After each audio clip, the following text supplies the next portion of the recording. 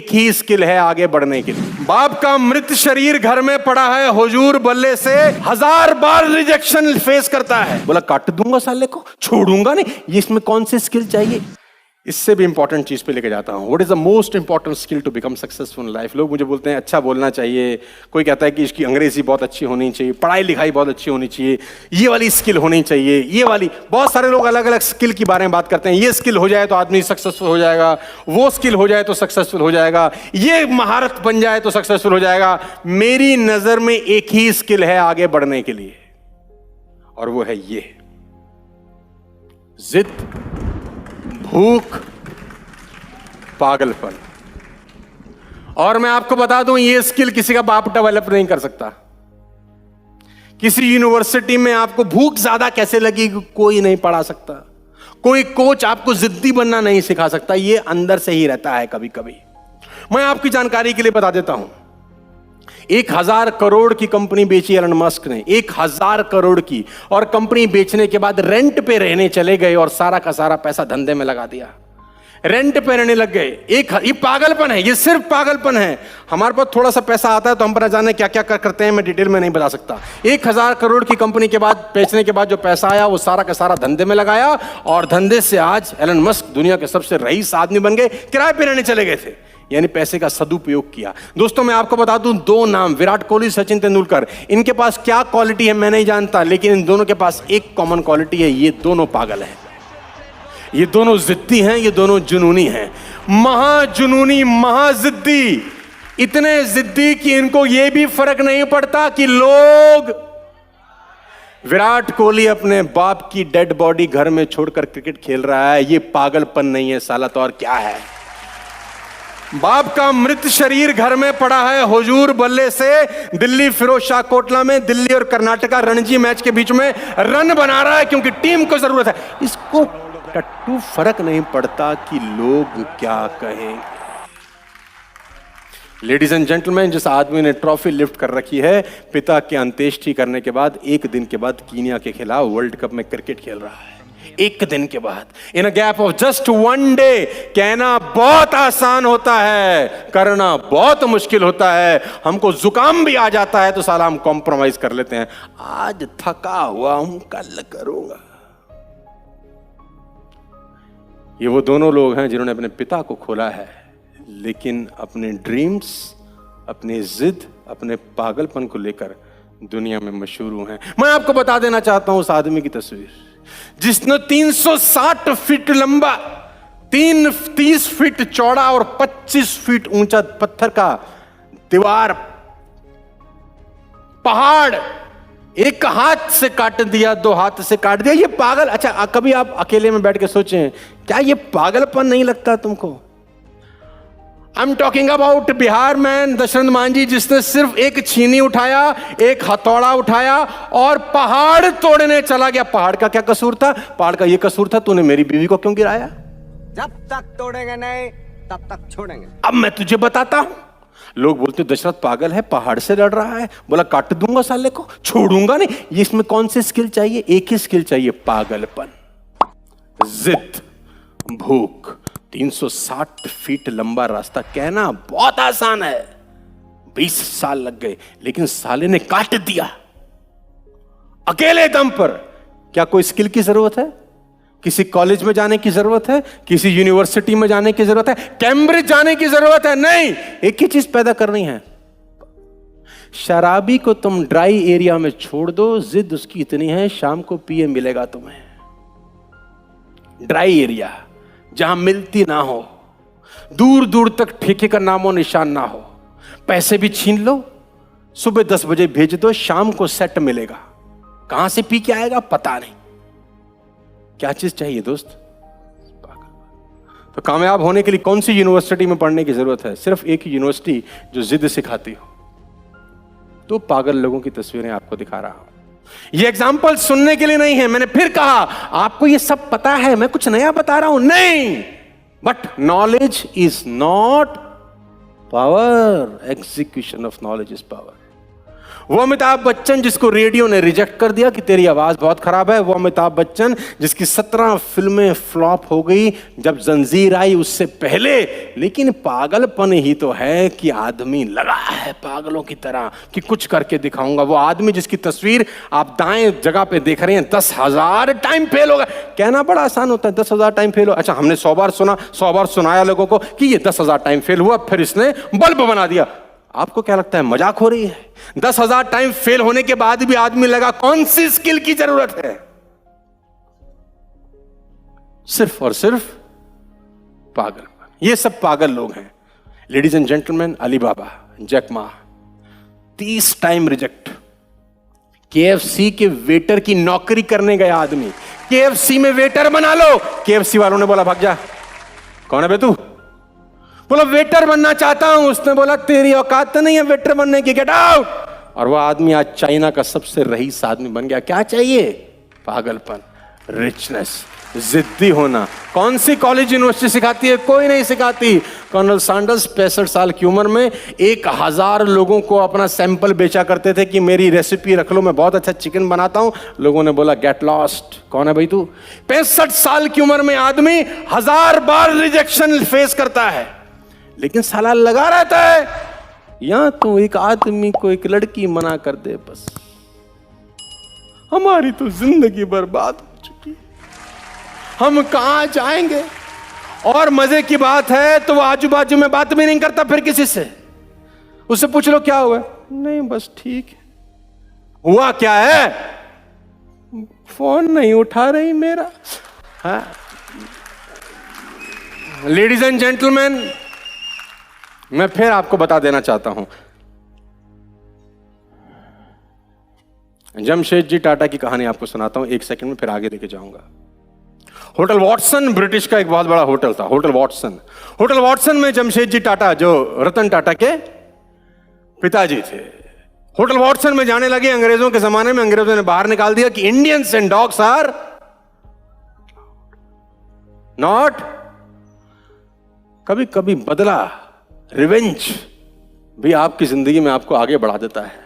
जमशेद टाटा जी ने बोला तुम हिंदुस्तानियों को हिंदुस्तान को अंदर नहीं जाने दे रहे, इंसल्ट है। मैं एक ऐसा होटल बनाऊंगा जिसमें पूरी दुनिया आके रहेगी। और जमशेद जी टाटा ने मुंबई के अंदर द ताज बनाया। लेडीज एंड जेंटलमैन, आज मुंबई की आन बान शान हिंदुस्तान की है। कोई भी अंग्रेज ब्रिटिश से आता है, इंग्लैंड से आता है, तो कहीं जाए ना जाए जमशेद जी टाटा के ताज में रहना चाहता है, जहां पर 26/11 का अटैक हुआ था। कहां से आया? मुझे साला जाने नहीं दिया, मैं कुछ करके दिखाऊंगा। तुमको वो ना कर रही है, ऐसा करो कि तुम्हारे पीछे पीछे भागे। कुछ ऐसा करो, कुछ ऐसा बनो, आगे बढ़ो। ये क्या मुंह लटकाए देवदास की तरह बैठे हो?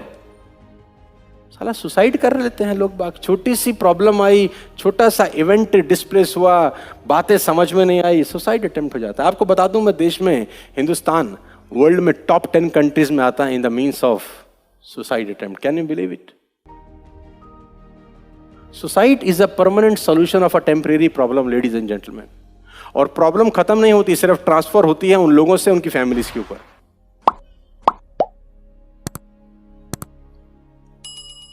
याद रखिए, रिमेंबर माय वर्ड्स, जिद और पागलपन के लोग परसेंटेज में नहीं नंबर में होते हैं दोस्त। भीड़ का हिस्सा नहीं, भीड़ की वजह बनो। परसेंटेज में होते हैं नहीं है लोग, नंबर में है। ये कितने? लेकिन सारा खेल इस बात का है कि मनुष्य जीवन में सफल होना चाहता है। तो सब लोग चाहते हैं कि हमारे अंदर वो चीजें पैदा हो जाएं जिनसे व्यक्ति सफल होता है। और जो बच्चे स्कूल में बहुत गंभीरता से पढ़ते हैं वो इसी चक्कर में पढ़ते हैं कि इससे वो जीवन में सफल हो जाएंगे। इसी भाव से पढ़ते हैं ना। बचपन से HW ठीक से करते हैं, यहां तक कि CW भी ठीक से करते हैं स्कूल जाने के बाद, इस उम्मीद से कि आगे चल के वो बहुत सफल होंगे। लेकिन ऐसे जोक्स व्हाट्सएप पे खूब आते हैं। कल किसी ने मुझे दिखाया, एक स्वामी जी थे, वो स्पीच दे रहे थे, उनका एक वीडियो क्लिप आई थी। गंजे वाले स्वामी जी, यंग स्वामी जी हैं। तो उन्होंने, आपने देखा ही होगा, मैं फिर भी याद दिला देता हूं। उसमें एक बहुत रोचक बात बताई गई थी। उसमें क्या था कि स्कूल में या कॉलेज में 5 तरह के बच्चे होते हैं। एक वो है जो साइंस पढ़ते हैं, नंबर 2 वाले कॉमर्स पढ़ते हैं, नंबर 3 वाले आर्ट्स पढ़ते हैं, नंबर 4 वाले 10वीं तक ही पढ़ पाते हैं, नंबर 5 वाले बिल्कुल भी नहीं पढ़ते हैं। ठीक। और जीवन में सफलता का क्रम इसका विपरीत रहता है उस वीडियो के हिसाब से। वास्तविकता नहीं पता मुझे, उस वीडियो के हिसाब से। जो साइंस पढ़ते हैं वो इंजीनियर बनते हैं और इंजीनियर बनके कुछ बड़ा काम करते हैं, मतलब कोई सड़क बना दी, पुल बना दिया, वो सब करते हैं, सॉफ्टवेयर बना देते हैं। कॉमर्स वाले जो उनकी तुलना में थोड़े से कमजोर थे औसतन, हर व्यक्ति की बात नहीं हो रही है, कुछ लोग तो महान हो सकते हैं उनमें, वो एमबीए कर लेते हैं और फिर एमबीए के अंडर इंजीनियर काम करता है। आर्ट्स वाले उनसे भी खराब होते हैं। ये मैं कह नहीं रहा हूं, उसमें कहा गया था, मैं खुद आर्ट्स वाला हूं। और आर्ट्स वाले आईएएस बन जाते हैं, आईएएस के अंडर एमबीए काम करता है और एमबीए के अंडर इंजीनियर काम करता है। जो 10वीं में फेल हो गए थे वो नेता बन जाते हैं, फिर नेताओं के अंडर आईएएस काम करता है और फिर वही चेन चलती रहती है। और जो कभी स्कूल गए ही नहीं वो स्वामी बन जाते हैं, बाबा बन जाते हैं, और बाबाओं के अंडर नेता काम करते हैं, नेताओं के अंडर आईएएस काम करते हैं, आईएएस के अंडर एमबीए, एमबीए के अंडर इंजीनियर। तो बताओ आप में से कौन कौन इंजीनियर है? लेकिन ये वो वाले इंजीनियर है जो आईएएस बनने वाले हैं, इसका मतलब ये 2 स्टेप और ऊपर निकल जाएंगे और उसके बाद फिर नेता वेता बनेंगे तो और बड़ी बात हो जाएगी। ये बात भी सही नहीं है ना, ये बात भी हंसी मजाक वाली बात है। लेकिन आप समाज में देखेंगे तो सच में ये कहना बड़ा मुश्किल है कि जो स्कूल में पढ़ने में सबसे अच्छे थे वो जीवन में सबसे सफल होंगे। ऐसा बिल्कुल नहीं है, ऐसा रत्ती भर नहीं है। स्कूल कॉलेज में जो पढ़ने में बहुत खराब थे उनमें से कई लोग जीवन में इतने सफल हो जाएंगे, और जो पढ़ने में बहुत अच्छे थे उनमें से कई लोग जीवन में इतने औसत रहेंगे कि आपकी एकेडमिक क्वालिफिकेशंस, आपके स्कूल कॉलेज की उपलब्धियां और आपके जीवन की सफलताओं में लिंक सीधा है नहीं। इसलिए दुनिया का हर समाज सोचता है कि हमें सफलता का लिंक समझ में आ जाए तो हम उसी पे काम करें। तो सफलता किस चीज से मिलेगी, इस पर सोचते सोचते अंत में एक शब्द पे बात आके टिकी है, वो है एप्टीट्यूड। कि एप्टीट्यूड से आप अनुमान कर सकते हैं कि व्यक्ति की सफलता कितनी जीवन में है, और यह अनुमान कर सकते हैं कि कौन से क्षेत्र में व्यक्ति जाएगा तो सफल होगा। और इस वजह से सफलता की भूख ने यह मजबूरी पैदा की कि हम एप्टीट्यूड को समझने का प्रयास करें। क्या है एप्टीट्यूड की सारी स्टडीज, जो एक आपने व्याख्या पढ़ी ना, हार्वर्ड गार्डनर वाली व्याख्या, थियरी ऑफ मल्टीपल इंटेलिजेंसेस, आप यूं समझें कि गार्डनर की व्याख्या मूलतः इसलिए बनाई गई थी ताकि एप्टीट्यूड की समस्या का समाधान।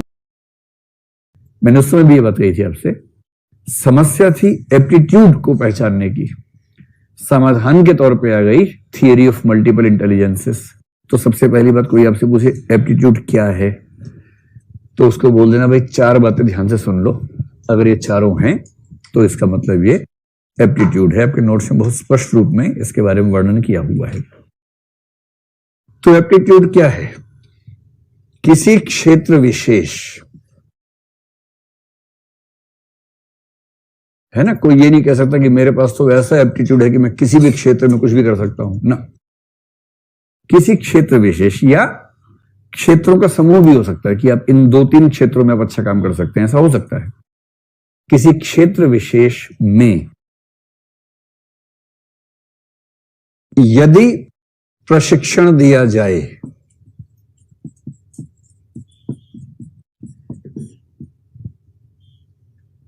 यदि प्रशिक्षण दिया जाए, है ना, केवल ऐसा नहीं कि बस यूं ही मनाया मुंह उठा के चल पड़े, तो उस क्षेत्र विशेष का कौशल सीखने या अच्छा निष्पादन करने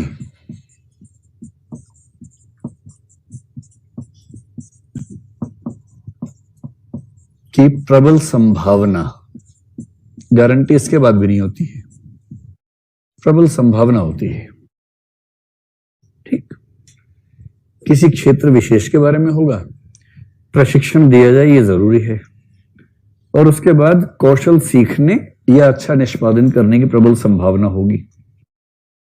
और ये तीनों चीजें जिस चीज पर लागू होंगी, अगर मैं कॉमन एक बात कह दूं वो है ऐसी विशेषताओं या क्षमताओं का समूह।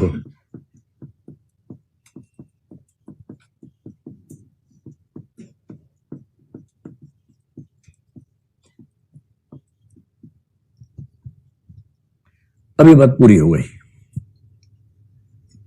व्यक्ति के भीतर ऐसी विशेषताओं या क्षमताओं का समूह होना जिसकी वजह से यदि प्रशिक्षण दिया जाए तो वह व्यक्ति उस निश्चित क्षेत्र विशेष में कौशल सीखने या अच्छा निष्पादन करने में सफल हो जाएगा, इस बात की प्रबल संभावना होती है।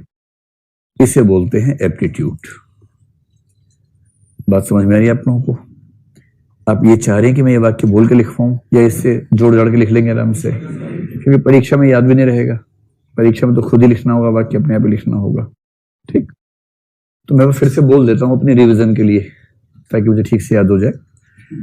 तो पहली बात, किसी व्यक्ति के भीतर ऐसी विशेषताओं या क्षमताओं की उपस्थिति जिनकी वजह से यदि उसे किसी क्षेत्र विशेष से संबंधित प्रशिक्षण दिया जाए तो उसके कौशल को सीखने या अच्छा निष्पादन करने की संभावना अत्यंत प्रबल होती है।